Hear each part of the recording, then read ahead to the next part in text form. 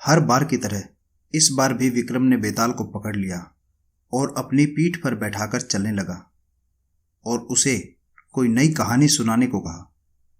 और हर बार की तरह ही बेताल ने विक्रम को कहानी सुनाना शुरू किया।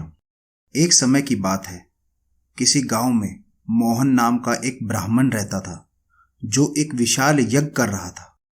उसके 3 बेटे थे और वो तीनों अलग अलग कलाओं में बहुत तेज थे। उनका एक बेटा खाने के बारे में, दूसरा बेटा महिलाओं के बारे में और तीसरा बेटा बिस्तरों के बारे में बहुत तेज था। पंडित जी को अपने यज्ञ में बलिदान के लिए एक बकरी चाहिए थी, इसलिए उन्होंने अपने तीनों पुत्रों को एक बकरी लेने के लिए भेजा। तीनों ने एक बकरी को ढूंढा, लेकिन उनमें से प्रत्येक ने उसे छूने और घर लाने से इनकार कर दिया, क्योंकि तीनों ने यह दावा किया कि वे उन तीनों में से सबसे तेज है।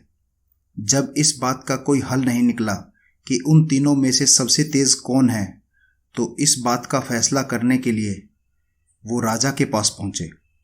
जब राजा ने उनकी पूरी बात सुनी तो राजा ने उन तीनों की परीक्षा लेने का फैसला किया। उन्होंने पहले वाले को बहुत ही शानदार और स्वादिष्ट भोजन की एक विशेष दावत के लिए आमंत्रित किया। जैसे ही वो उस दावत में पहुंचा तो उसने यह कहते हुए भोजन छूने से इनकार कर दिया कि इन चावलों में जली हुई लाशों की दुर्गंध आ रही है। जांच करने पर राजा ने पाया कि चावल जहां से मंगवाया गया था वो शमशान घाट के पास एक खेत का था। इस बात से राजा प्रभावित हुए।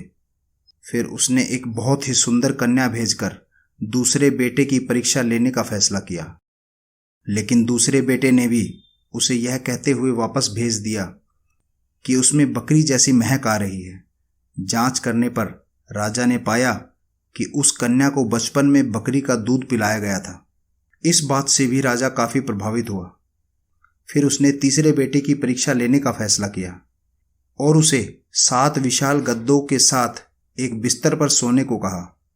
थोड़ी देर सोने के बाद तीसरा बेटा बहुत दर्द और कंधे पर लाल निशान के साथ उठा। जांच करने पर पता चला कि 7 गद्दों के नीचे पलंग पर बाल का एक टुकड़ा पड़ा था। राजा तीनों से काफी प्रभावित था, पर यह तय नहीं कर पा रहा था कि कौन सबसे अच्छा है। उसने अपने दरबार में तीनों के कौशल का उपयोग करने का फैसला किया और उन्हें काम पर रख लिया। इसलिए पंडित जी अपना यज्ञ पूरा नहीं कर सके। तभी बेताल रुक जाता है और राजा विक्रम से पूछता है कि बता, तीनों में सबसे तेज कौन है? विक्रम बहुत सोच समझ कर जवाब देता है, तीसरा बेटा, क्योंकि उसके पास उस लाल निशान का पक्का सबूत है। बाकी 2 को कहीं और से भी जानकारी मिल सकती थी। जैसे ही विक्रम ने अपना उत्तर समाप्त किया, बेताल वापस पेड़ पर गायब हो गया।